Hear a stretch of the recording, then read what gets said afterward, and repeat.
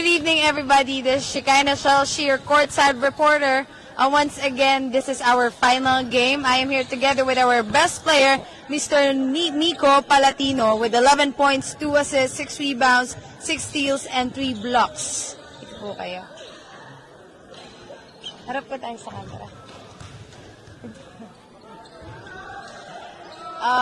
Anong mga naging paraan nyo, ways of training para makamit ang victory ngayong gabi? Ano po,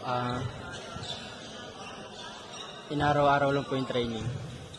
Ano-ano mga naging words ng coach nyo para makamit ang victory ngayon, para ma-motivate kayo to training and through game?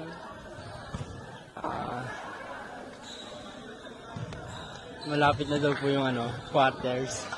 Tapos sipagan lang din sa training. Para po tayo sa camera. Sa tingin niyo po ba, na-apply mo or ng buong team nyo yung napagdaanan nyo during training for preparing for this game? Opo. Nadaanan po. Ayan, again, congratulations. May gusto ka bang i-shout out sa ating live or sa nanood dito sa gymnasium? Shoutout po sa Zone 7 po. Tsaka kay